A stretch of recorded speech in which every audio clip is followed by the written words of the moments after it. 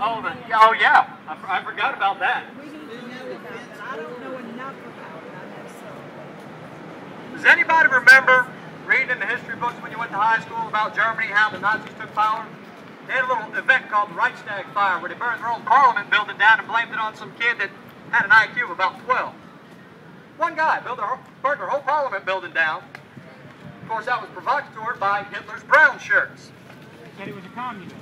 Said he was a communist and gave all those other things. Then later, for them to justify entering a conflict with Poland, their neighbor to the east, they decided to take a prisoner, dress him up in clothing that looked like Polish military, and execute him next to a radio tower, saying he's trying to blow up a radio tower. Of course, that was justified action.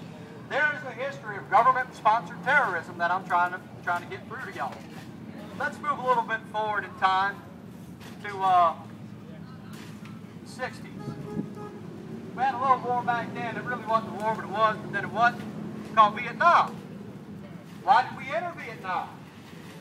Well, according to the official story, they had a couple of naval ships in the Gulf of Tonkin that got fired on by some Vietnamese patrol boats. Actually, there's been Freedom of Information Act requests. They've been granted that certify that event never happened. It was staged. It was made up. We actually fired at them and they wouldn't fire back.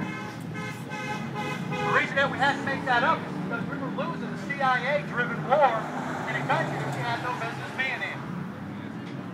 And in order to try to save a little bit of face, the CIA figured the best thing to do was get the active military involved. We lost a lot of Americans on that day. They lost a lot more Vietnamese as well. For a war that probably never should have happened.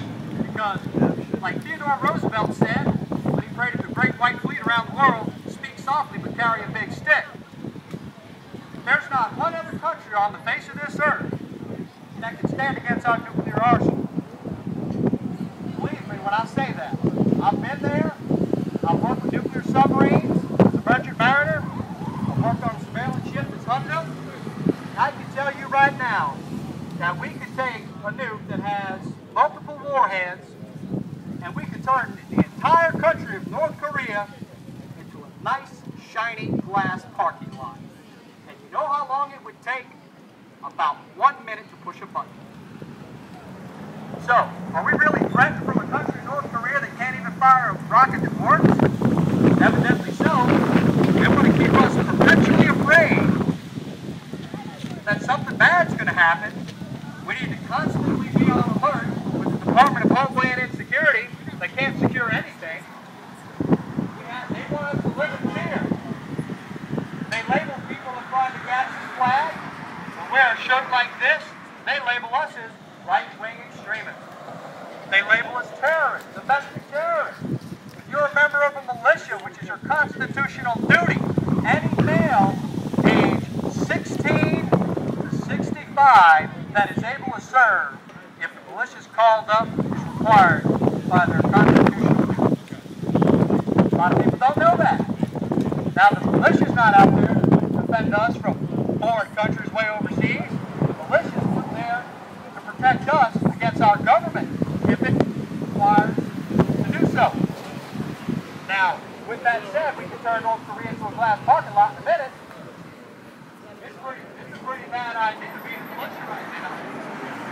Because right now we're going to have all these labels. The only thing about it, all difference is you can call that, sell, buy a car.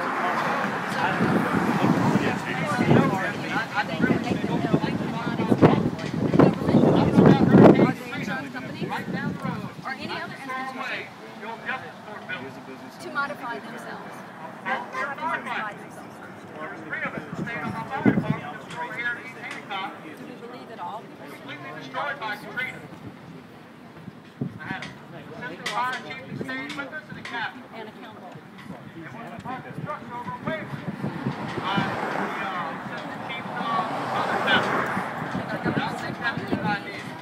I know a little bit about the weather. My dad was a meteorologist. Regulations.